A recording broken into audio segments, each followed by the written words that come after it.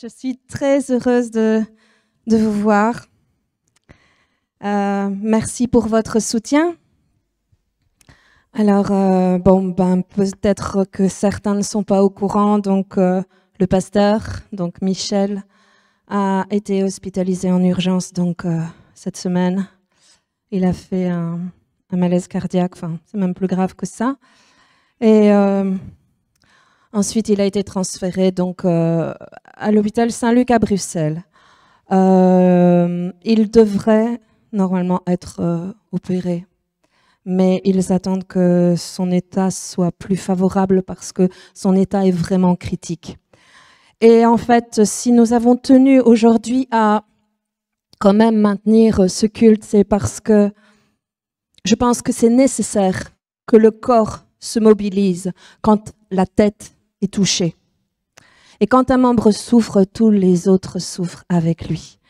Donc voilà, je pense que là, notre vocation dans le corps est aussi de pouvoir soutenir. Et nous savons ô combien, à son tour, il nous a soutenus. À son tour, il a intercédé pour nous en tant que pasteur. On a pu vraiment bénéficier de son ministère, bénéficier de son soutien dans la prière. Et je crois qu'ici, il a besoin de nous. Et on va bien sûr mettre l'honneur à Dieu parce que c'est normal. C'est à lui que revient l'honneur et la gloire.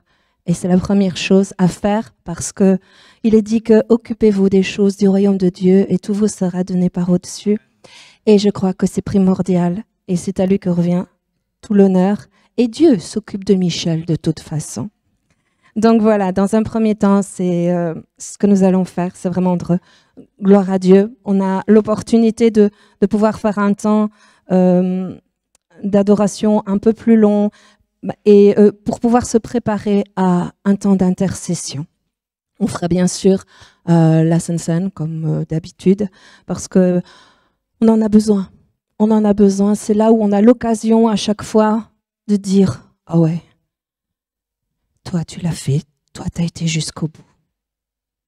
Mais toi tu as été vainqueur. » Amen. Go. Vous savez que le Saint-Esprit me parle souvent par des visions. Et c'est un peu parfois pour dire l'état par lequel l'Église passe ou individuellement les gens passent. Et c'est comme, je voyais comme une machine à lessiver. Vous savez ce qu'on y fait. Et vous avez la possibilité de passer l'essorage à 800 tours jusqu'à 1600 tours selon les machines. Et c'est comme si je voyais des vies qui étaient mises dans une machine à laver. Non seulement elles subissaient un lavage, mais après un moment, il faut essorer. Et je disais, oh, c'est chaud, Seigneur, c'est difficile, c'est lourd. Le Seigneur me disait, c'est nécessaire. Je l'ai voulu pour certains. Et il y a ce temps où vous êtes vidé de tout, où vous passez par un temps d'essorage dans vos vies, où vous avez l'impression qu'on vous retire tout, jusqu'à votre énergie, jusqu'à vos espérances, jusqu'à même vos biens parfois pour certains. Et à la sortie de ça, vous êtes tout sec. Et là, je voyais vraiment la main de Dieu venir et restaurer. Et restaurer, redonner de la souplesse. Et permettre que, parfois, vous savez, il faut nettoyer les taches à grandes eaux. Il faut que les choses soient secouées pour que la noirceur, pour que la saleté s'en aille. Et je pense, et on en a parlé souvent, et Michel en parle souvent ces derniers temps, de la nécessité de la sanctification. Et je crois que la sanctification ne se passe pas toujours en douceur. Je dirais plutôt pas du tout, rarement. Mais c'est une nécessité parce que Dieu veut vraiment faire sortir de nous ce qui va mettre nos vies en échec. C'est une nécessité d'être sanctifié. C'est une nécessité d'être nettoyé parce que les tâches qu'il y a encore dans nos vies. Donne des droits à l'ennemi pour nous atteindre. Alors, on peut s'offusquer, être déboussolé, d'être effrayé devant la période d'essorage. Mais si Dieu l'a décidé, dites plutôt Amen. Parce que Dieu s'occupe de tout. Et si vous avez dans votre fond, dans le fond de votre cœur, si vous avez désiré la sanctification, Dieu s'occupe de ça. Mais ne soyez pas effrayés au moment où vous passez par le lavage et l'essorage. Dieu a le programme entre ses mains. Pour ceux qui savent utiliser une machine. Mais le programme de Dieu, au bout, il y a des victoires. Au bout, il y a sa grâce. Au bout, il y a la restauration. Et j'oserais dire que vous ne devez pas craindre la sanctification. La sanctification ne va pas être pour vous une dénaturalisation de votre personne.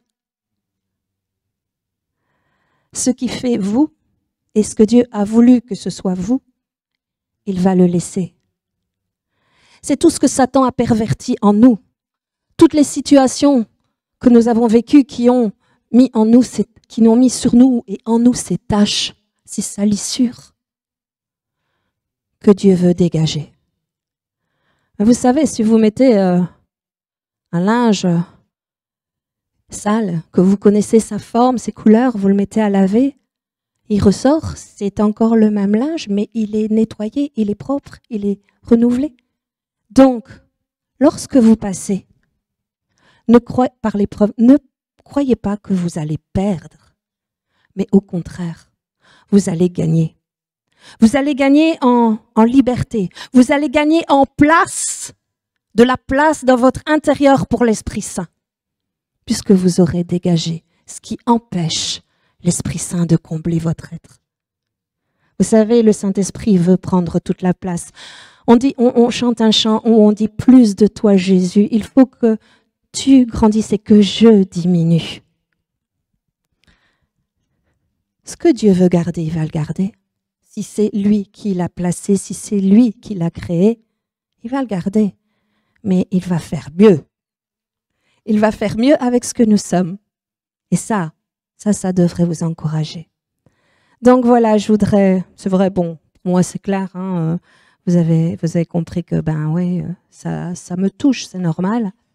Mais je pense que il n'y a pas que Michel, je pense que tous dans nos vies propres, on vit des périodes de lavage, d'essorage, de secouage, ça se dit, de secousse.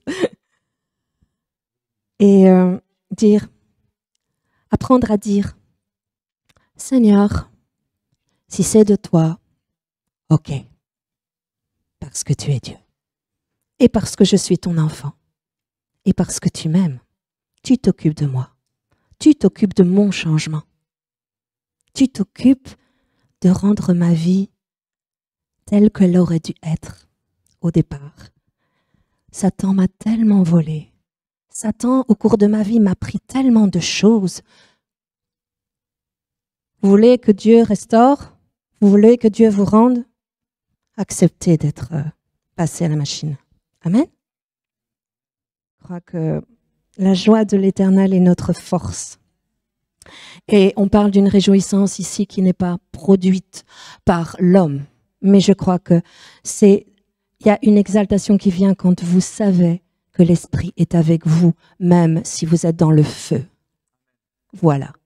C'est pas être hilar, hein, c'est pas ça du tout. C'est pas la réjouissance terrestre, mais c'est vraiment quelque chose que Dieu vous donne dans ces temps d'épreuve.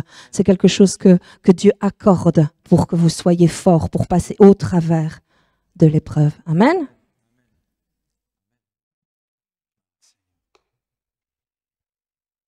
Il y a vraiment la présence de Dieu au milieu de nous. Et je rends grâce au Seigneur. Sans lui, rien n'aurait été possible. je voulais vous lire un texte qui est un petit peu long, mais qui vaut la peine d'être lu et qui nous parle encore et toujours de l'unité.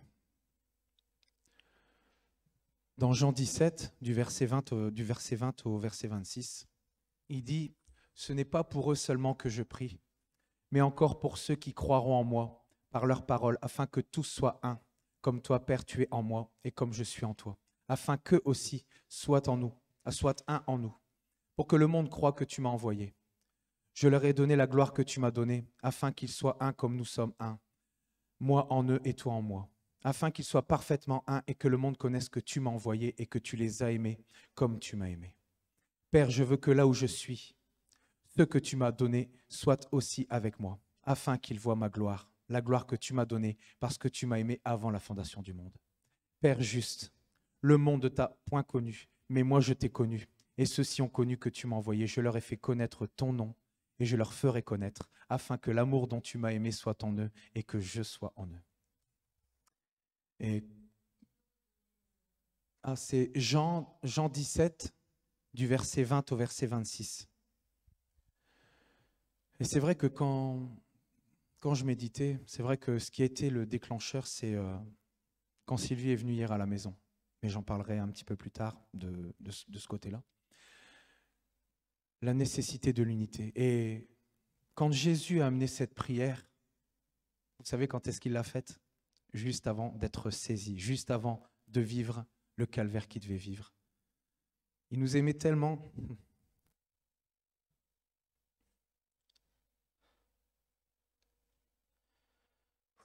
Juste avant, il était passé par le jardin de Gethsémanée et il avait subi des angoisses parce qu'il savait ce qu'il devait vivre pour nous.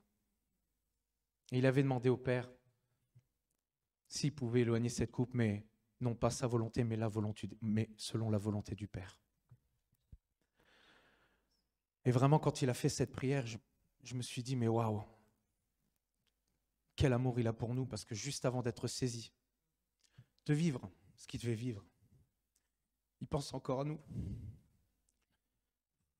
Je ne savais pas que j'allais être comme ça. Et en plus de ça, dans sa prière, c'était vraiment les prémices de la venue du Saint-Esprit. Quand je vois comment il parle de cette unité, nous pouvons la voir ici-bas seulement par son esprit, parce que nous savons que quand il est monté à la droite du Père, le Père a envoyé le Consolateur, le Saint-Esprit. Et quand je vois cet amour qu'il a pour nous, je leur ferai connaître, je leur ai fait connaître ton nom, et je leur ferai connaître, là il parle de nous, afin que l'amour dont tu m'as aimé soit en eux et que je sois en eux. Et Seigneur, moi aujourd'hui je te rends grâce. Je te rends grâce parce que tu nous permets vraiment d'avoir cet amour qui vient de toi. Tu nous as aimés d'un amour qui n'est pas mesurable. Et vraiment, je te rends grâce encore ce matin pour cet amour. Parce que sans l'amour, il n'y a rien du tout. Si tout ce que l'on fait ici-bas n'est pas sous-tendu d'amour, alors ça ne sert à rien du tout. L'amour doit être la base de tout. Et c'est ce qui était à la base de son sacrifice, du sacrifice du Seigneur. C'est ce qui était à la base du sacrifice que le Père a permis parce qu'il a envoyé son Fils unique, imaginez-vous. Et tout cela par amour pour nous. Et je veux que quand nous prenions vraiment cette coupe ce matin, nous puissions nous remémorer vraiment cet amour qu'il avait pour nous et qu'il a pour nous. Il a envoyé son Saint-Esprit pour nous maintenir dans cette condition d'amour constamment, pour que lui vive en nous, que son amour puisse être en nous et que nous puissions vraiment faire jaillir cet amour pour les frères, pour les sœurs, pour les perdus. Et tu as pris notre place, tu as pris notre place.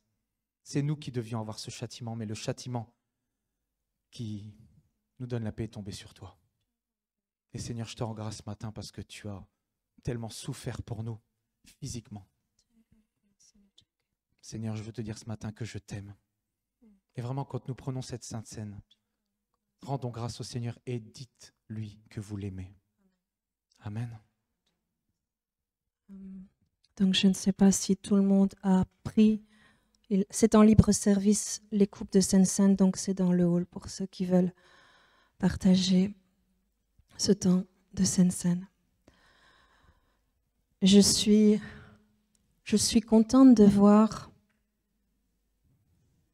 C'est vrai, il est embarrassé un peu de l'émotion, donc Christian, de son émotion lorsqu'il parle du sacrifice de Jésus.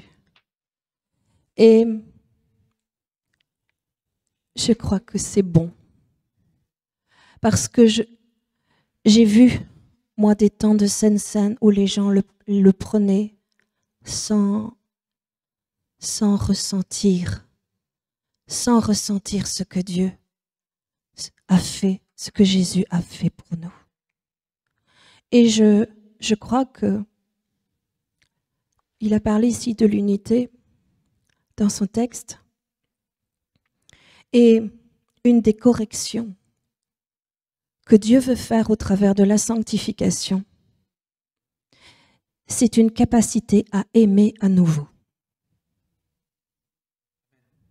Je crois que ce monde dans lequel nous vivons nous a retiré notre premier amour. Les situations, les agressions, verbales ou autres, nous fait nous mettre une carapace sur notre cœur. Et je crois que ça, c'est pas possible. Quelque part, Dieu veut nous rendre à nouveau vulnérables dans notre amour pour les uns et les autres. Si le corps n'arrive pas à être uni dans l'amour, nous n'aurons pas de réveil parce que nous n'aimerons pas assez. Si tu n'aimes pas ton frère qui a les mêmes aspirations vers Dieu que toi, que feras-tu quand un inconverti qui sera contre toi viendra? Je crois qu'il y a nécessité de restauration du véritable amour de Christ dans nos cœurs. Et je crois qu'au travers de ce temps de Sainte-Seine, c'est bien de se le remémorer. C'est parce que nous serons des personnes fixées en Christ, sanctifiées, que quelques-uns vont pouvoir s'interroger, se tourner vers les saints, afin de rencontrer Jésus, afin de connaître le salut. Si vous êtes bouleversé, si vous êtes secoué, si vous êtes terrassé par les choses qui vous entourent, vous n'allez pas attirer l'attention sur vous, vous n'allez pas attirer les âmes à vous pour pouvoir les amener à Christ. Mais si vous êtes différent, si vous avez une foi inébranlable, si vous avez une attitude intègre, alors que vous êtes à contre-courant de ce que le monde est en train de faire.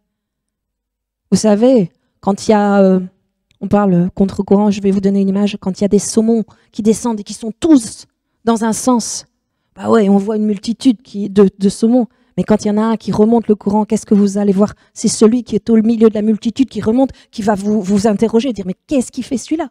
Pourquoi il est comme ça? C'est ce que les gens vont se dire, mais enfin, qu'est-ce que cette personne elle a de plus pour qu'elle ait l'audace, pour qu'elle ait le courage d'aller à contre-courant de ce que ce monde nous impose comme péché, comme noirceur. C'est ça, vous allez aller à contre-courant, mais vous n'êtes pas seul, vous serez accompagné de Dieu. C'est dans la multitude parce que vous serez un individu intègre, un individu sanctifié, un être sanctifié, un véritable enfant de Christ que vous allez faire la différence. Et là, les gens vont se dire, moi j'étais désespérée, mais apparemment, cette personne-là n'est pas désespérée. Elle a quelque chose. Elle a quelque chose de plus. Je vais aller voir. Et là, c'est un terrain que Dieu a préparé. Et il ne faut pas hésiter. Il faut lancer votre ligne pour qu'à nouveau ce soit un saumon qui aille à contre-courant avec vous. Amen. Bon, comme j'avais dit à Michel, tout ça, c'est vrai que j'avais un petit peu la pression, mais quand je vois la tournure spirituelle que ça prend à tout, je l'ai déjà moins, grâce aussi à mon associé. Mais tout ce que nous faisons vraiment, il faut le faire par le Saint-Esprit. Et c'est vrai qu'à chaque fois, comme je le dis et je me répète, quand je veux faire quelque chose, je veux vraiment le faire par le Saint-Esprit. Et je demande au Seigneur qu'il se révèle à moi. Parce que sinon, je dis, moi, je n'apporte rien. Je ne veux pas de réchauffer, je ne veux pas de tout ça. je veux vraiment, quand je le prie, je dis Seigneur, moi je veux apporter ton cœur. Je veux apporter ta volonté, je veux apporter ce qui vient du trône, Seigneur Jésus. Et encore aujourd'hui, je veux le faire. C'est vrai qu'après, on va prendre un temps pour intercéder. Pour Michel et pour le corps, pour l'Église, pour ces temps-ci. Mais il y a une chose qui reste vraiment primordiale et importante, c'est que quand nous intercédons, c'est dans l'unité. Parce que c'est ce qui nous réunit. C'est le Saint-Esprit de Dieu en nous qui nous unit. C'est Christ qui nous unit. Et je voulais vous parler un petit peu d'hier, parce que c'est vrai qu'hier je priais et j'arrivais pas à me centrer, j'arrivais pas à me concentrer. Et du soir, Sylvie est venue à la maison. Et avant qu'elle ne parte, je lui ai demandé si on pouvait prendre un temps pour intercéder, pour prier. Et c'est ce que nous avons fait. Et j'ai été étonné sans être étonné de voir, il y avait une telle présence de Dieu, je ne l'avais pas eu de la journée. Et là, il y avait une telle présence au milieu de nous. C'était vraiment extraordinaire. On était remplis vraiment du Saint-Esprit, de la présence de Dieu, du début à la fin. On n'avait pas encore commencé à parler parce que nos cœurs étaient bien disposés. Parce qu'il y avait une unité de cœur, une unité d'esprit, d'amour, de vision. Et justement, je voulais prendre avec vous un premier verset qui est Matthieu 18, 19 à 20, qui dit...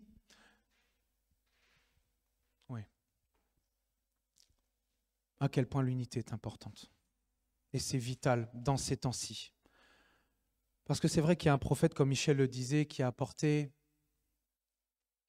une prophétie, une vision, et qui a dit qu'ici, vraiment, il y allait avoir une démarcation entre ceux qui servent Dieu et ceux qui ne servent pas Dieu.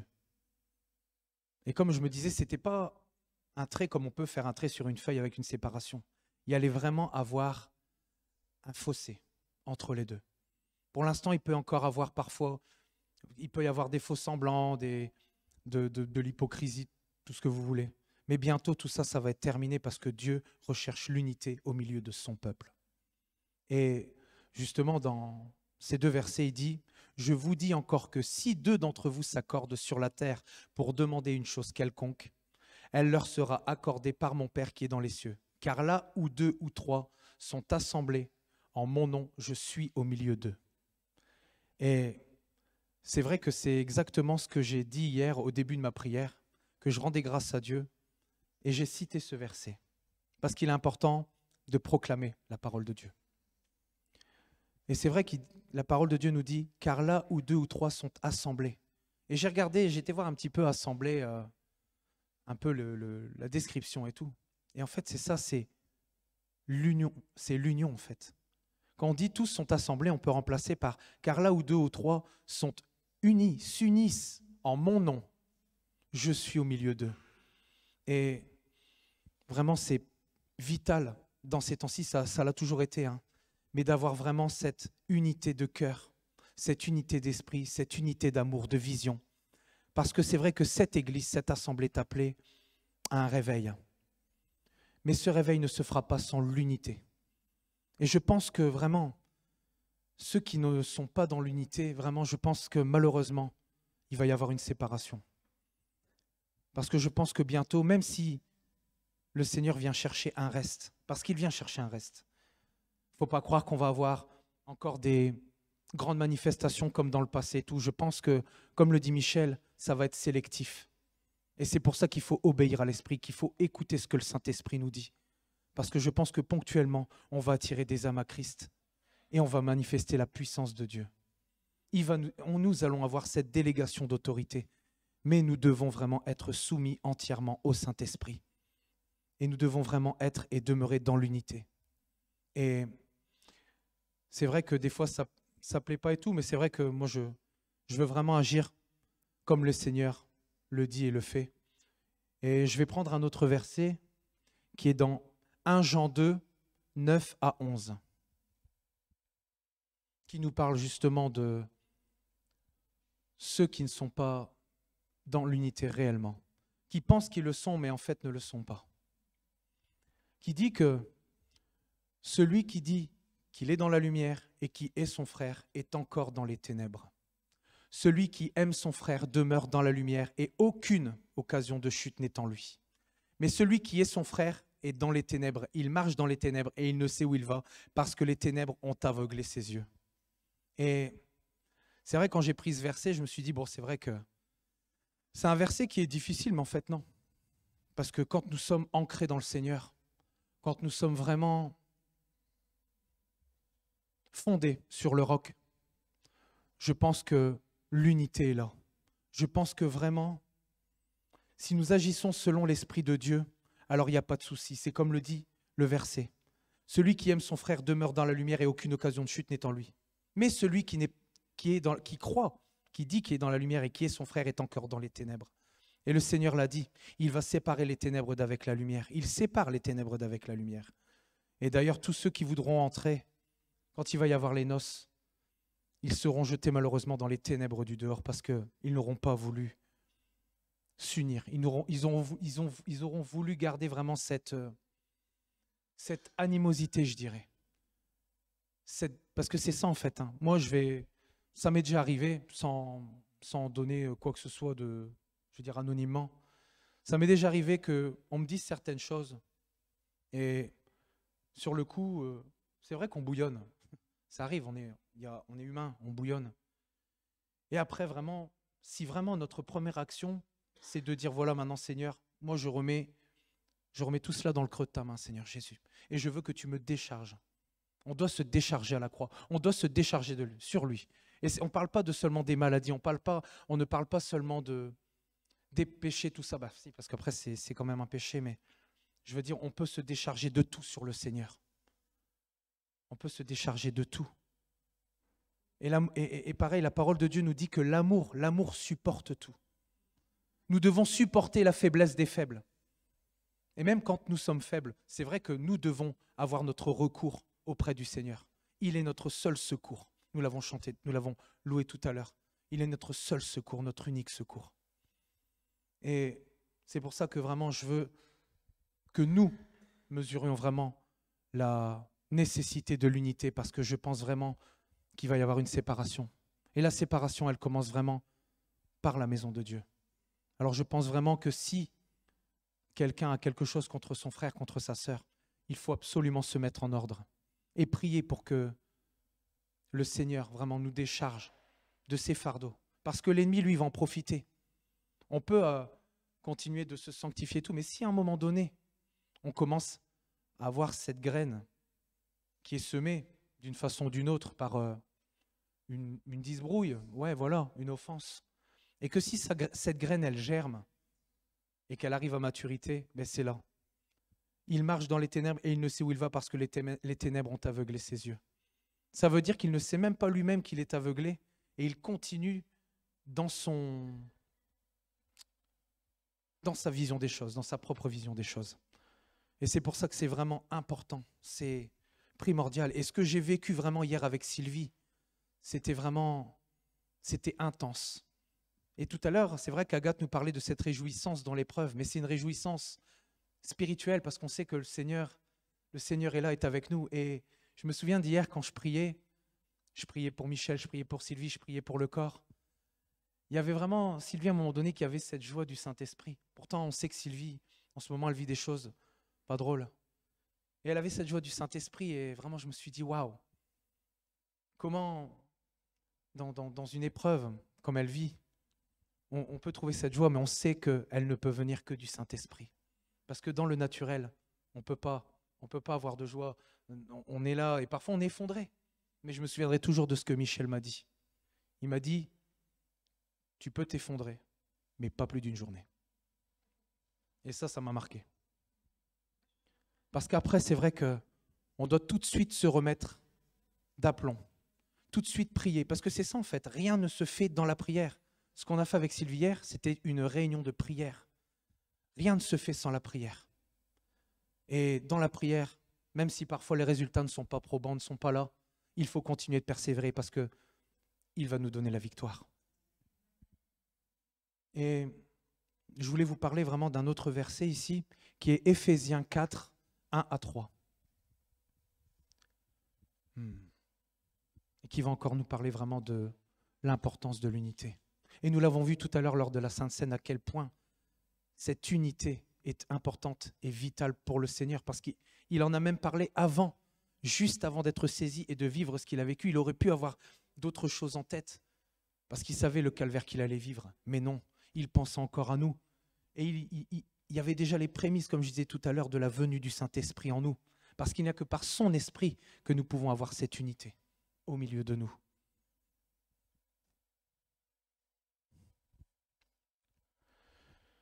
Donc Éphésiens 4, 1 à 3. Et c'est Paul qui parle aux Éphésiens. Il dit, « Je vous exhorte donc, moi, le prisonnier dans le Seigneur, à marcher d'une manière digne de la vocation qui vous a été adressée, en toute humilité et douceur, avec patience, vous supportant les uns les autres, avec charité, vous efforçant de conserver l'unité de l'esprit par le lien de la paix. » Et on voit Paul ici qui parle et qui dit, bon, moi le prisonnier dans le Seigneur, mais c'est vrai que cette définition-là, c'est plutôt un assujettissement vraiment à la loi de Dieu, à l'obéissance au Saint-Esprit. On ne parle pas vraiment d'être prisonnier là-dedans. Mais ceux qui lisent leurs paroles et qui ont le Saint-Esprit comprennent ce verset. À marcher d'une manière digne de la vocation qui vous a été adressée. Parce qu'on parle de l'unité, mais on ne peut pas parler de l'unité sans parler de la vocation céleste. Et comme l'a dit tout à l'heure Agathe, la nécessité de la sanctification. Parce que le Seigneur nous a appelés vraiment à avoir à une vocation qui est sainte. C'est sa parole qui nous le dit. Il a dit, car je suis saint. Il dit, vous serez saints car je suis saint. Et la nécessité vraiment de se sanctifier nous permet vraiment de grandir vraiment dans la présence de Dieu, de grandir vraiment dans l'obéissance. Et par la suite, le Seigneur commence vraiment à déléguer son autorité au fur et à mesure. Et je trouve ça extraordinaire parce que j'en ai parlé la semaine dernière avec...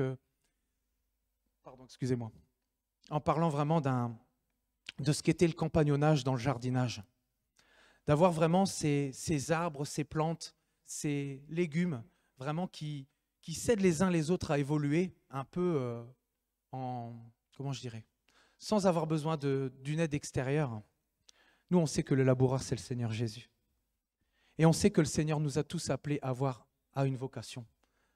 Et hier, quand je priais avec Sylvie, à un moment donné, je m'étais centré vraiment sur les dons, sur les ministères. Et je priais vraiment pour que les dons maintenant qu'ils viennent sur ces enfants. Parce que comme je l'avais dit la dernière fois, on a tous une fonction. Et dans le compagnonnage, c'est cette technique de jardinage qui s'appelle le compagnonnage. Tout le monde a sa fonction. Il y en a, c'est vraiment pour apporter de l'azote dans le sol, pour les tomates, pour les aider à grandir. Il y en a, c'est pour aider certains légumes, certains fruits. Il y en a, éloigner les insectes, éloigner les nuisibles. Et on sait ce que ça veut dire dans le monde spirituel. Mais on a tous une fonction. Et vraiment, il faut que nous puissions entrer vraiment dans cette sainte vocation, dans les dons que le Seigneur nous a impartis. Et c'est plus que vital à l'heure actuelle, parce que Michel nous en parle déjà assez souvent, mais où en sommes-nous maintenant? Moi, je suis aussi un petit peu l'actualité. C'est vrai que je me recentre toujours sur le Seigneur, mais je pense qu'il est important aussi parfois de suivre l'actualité pour un peu connaître les temps dans lesquels on est. Et je peux vous dire une chose, c'est que ici, le royaume de l'Antéchrist est en train d'être préparé et il y a une telle accélération que le retour de Christ est vraiment très proche. Et vraiment, j'avais ça aussi à mon cœur tout à l'heure, que tout est vraiment une question de cœur. Je parlais de cœur bien disposé tout à l'heure quand on priait hier avec Sylvie. Et c'est important d'avoir cette disposition de cœur pour le Seigneur. Et c'est même la base parce que c'est vrai, quand les cœurs se convertissent à Christ, c'est là que le voile saute. Que le voile ôte, pour en séparer. Ouais. Que le voile est ôté. Et oui, c'est ça. Et encore une fois, c'est vraiment une question de cœur. Et la parole de Dieu nous dit même à un moment donné que là où se trouve ton cœur, là est ton trésor. Et je voudrais vraiment poser la question de savoir où est notre cœur. Où est notre cœur? Vraiment. Mais si notre cœur est ancré dans le Seigneur, si vraiment nous avons les cœurs fixés, tournés vers le Seigneur, les yeux fixés sur le Seigneur, alors la victoire est assurée. Hier, quand je priais, justement, je priais pour le corps, je priais vraiment pour Sylvie, pour Michel. Et à un moment donné, il y a une phrase qui revenait dans mon cœur, et j'ai besoin de la dire, et c'était « La victoire est là, la victoire est proche ». Et je vous le dis, je sens l'onction qui est là. Et j'étais encouragé. Même si parfois, c'est vrai, on peut recevoir ponctuellement quelque chose, mais nous devons obéir. Et c'est ce que j'expliquais à quelqu'un. Sinon, c'est une omission. Ce que nous recevons du Saint-Esprit pour le corps, ce que nous recevons vraiment pour ce qui n'est pas pour nous, parfois, c'est vrai, on peut le divulguer, mais il est nécessaire de le dire parce que ça peut exhorter, encourager. On peut recevoir des directions par rapport à cela. Et nous avons besoin de recevoir des directions dans ce temps-ci, parce que sinon nous sommes perdus. Et c'est comme je disais, nous avons commencé ensemble et nous allons finir ensemble dans l'éternité, dans la gloire. Et c'est vraiment ce message-là que je voulais vous apporter aujourd'hui. J'espère vraiment que nous saisissons et vous saisissez vraiment l'importance de l'unité. Parce que ici, bientôt, c'est vraiment ce que je ressens, c'est qu'il va y avoir une séparation. Parce que le Seigneur a dit, celui qui n'assemble pas disperse. Celui qui n'est pas avec moi est contre moi. Et vraiment, il faut qu'on soit ancré dans le Seigneur, basé, fondé sur le roc, parce que c'est le lien qui nous unit. Nous devons nous supporter les uns les autres, dans la charité, dans l'amour, et nous devons nous pardonner les uns les autres, parce que sinon le Seigneur a dit dans sa parole qu'il ne nous pardonnerait pas non plus. Amen. Voilà. Alors, vraiment, soyez bénis et sachez bien une chose, c'est que je vous aime vraiment tous. 1, 2, ok. Christian vient juste de dire, donc, supportez-vous les uns les autres. Dans le mot supporter, c'est pas supporter comme quand les enfants font du bruit et qu'on doit être quand même là. Il y a le mot porter. Ça veut dire porter au-dessus, c'est supporter. C'est-à-dire, s'il y en a un qui tombe ou qu'on voit qu'il est encore bien bas, eh bien, il faut l'entraîner à s'élever. Il faut le porter au-delà de ce qu'il est. Pas supporter comme je dis rien, mais j'en pense pas moins. Non, c'est pas ça. C'est le porter plus haut que ce qu'il n'est. C'est supporter. Amen. Rosemary, je crois que... Et il y en a d'autres. Je sais que plusieurs, donc au travers de cette semaine qui a été un petit peu secouante pour notre assemblée, étant donné que la tête était visée, ont reçu des paroles prophétiques, ont reçu des passages bibliques. Et honnêtement, je sais que Rosemary a quelque chose à nous amener, donc je t'invite à venir nous le lire. Et si jamais vous avez reçu ou quoi, c'est l'occasion, parce que Christian l'a dit avant, on a besoin que le corps soit exhorté, soit édifié.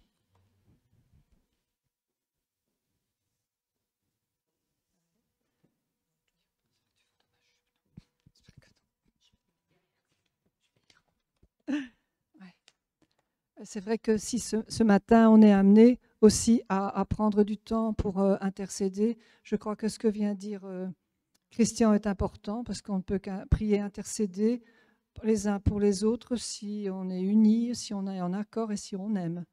Parce que sinon, je crois que la prière, on ne sait pas prier pour quelqu'un qu'on n'aime pas. Voilà. Et donc voilà, de ce qui s'est passé toute cette semaine. Mais j'avais déjà eu ce verset il y a un temps et je dis il était vraiment approprié. On sait que Michel a reçu, il y a longtemps, des paroles du Seigneur, des promesses pour ce réveil, pour un travail, pour quelque chose qui n'est pas encore abouti, accompli. Il y a même un chant qui dit que le Seigneur, il est avec les projets, avec l'œuvre, mais qu'il l'amènera jusqu'au bout. Donc c'est notre espérance à nous que l'œuvre qui a commencé ici sera jusqu'au bout. Mais pour ça, c'est vrai que dans les temps de difficulté, il nous faut être fort, très fort. Et c'est ce que se parle ce verset. Mais j'avais eu une image, enfin une sentence, ou je ne sais pas comment on peut appeler ça, qui disait qu'un sac vide ne peut pas tenir debout. Et moi, je vois que spirituellement, si on est vide, on ne peut pas tenir debout. Et on a besoin d'être vraiment rempli rempli du Saint-Esprit, rempli du Seigneur. C'est vrai, on peut tomber, on peut avoir des faiblesses, mais comme rappelait Christian, pas plus d'une journée, hein, on doit pouvoir à nouveau regarder au Seigneur et se laisser remplir à nouveau pour pouvoir tenir debout et pour pouvoir combattre, parce que sinon on ne saura jamais le faire. Hein. Alors bon, je vais vous lire, c'est ce que David avait dit à Salomon quand il devait construire le temple et il avait besoin d'encouragement. Il voulait encourager son fils. Et je vais lui dire ce que David a dit à Salomon et puis le prendre pour nous. Alors, je ne sais pas si on peut passer le verset, Jean-Louis. Jean-Louis, tu peux passer le verset dans 1 Chronique 28, 20. Je crois que tout le monde le connaît, mais c'est bien de le mettre. Ouais, 1 Chronique 28, 20.